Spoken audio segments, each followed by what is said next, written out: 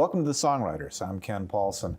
Our guest today is a man who has been inducted into the Nashville Songwriters Hall of Fame, and for good reason. He's been an extraordinary songwriter for decades and an artist as well whose work is respected throughout Nashville and the world.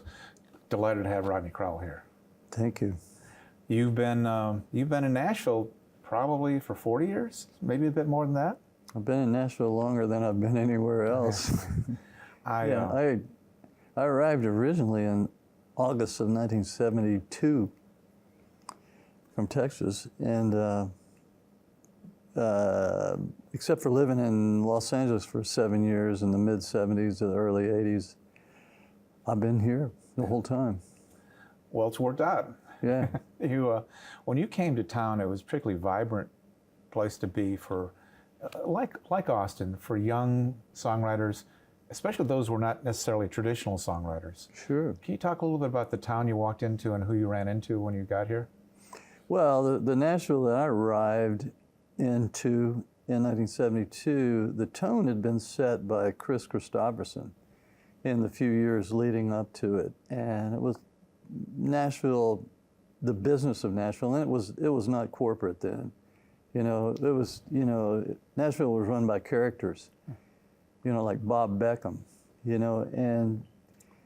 and poetry and individualism and character-driven art was fashionable at the time.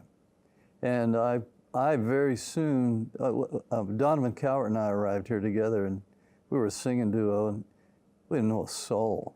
We knew no one. And in a short time, I bumped into Guy Clark and his wife Susanna, and we became fast friends pretty quickly. And so it didn't take long for me to find a way to understand that Nashville was an opportunity to really dive deep into the art of songwriting, the craft of songwriting, and the passion of it. So I was really lucky. I just walked right into the perfect scene. And I have to believe that the folks who were here, Guy Clark, Townes Van Zandt, and others, Cowboy, Jack Clement probably. Mickey Newberry, they all had to help shape a young songwriter. Did they teach you things? Well, they didn't teach me things in the traditional sense of,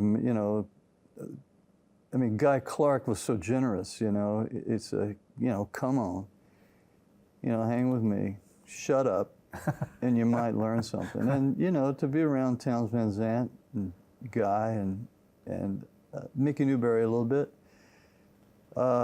was an opportunity to actually shut up and listen, and absorb. And so that's how I learned, by being close and having access to professional songwriters. Songwriters who had come far enough that they understood the beauty of a day's work, of actually going to work, crafting, writing songs, trying to make yourself worthy of inspiration, staying up all night if that's what it took, whatever it took. And that was a thing. And at that particular time, and this was a blessing for me, nobody ever talked about money. And it wasn't even in a discussion. The art, the craft, the passion of writing songs was never about, I'm going to put you in a room with these people because you're going to write a hit song, you're going to make money. Right. It was a conversation that might lead to co-writing, or a conversation that might go well into the night, that what's left over from that conversation, it might have been a four-way conversation.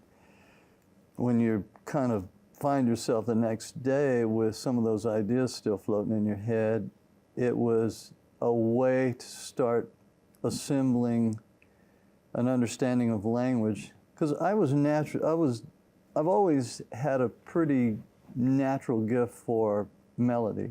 Melody comes to me pretty quickly. I can really sort out a piece of music pretty fast. But then, what I learned back then and over these years, these many years that I've been doing, is that I spend a lot of time on the language. And that's the passion that that was gifted to me by the songwriters I was around in the early 70s, really looking at language.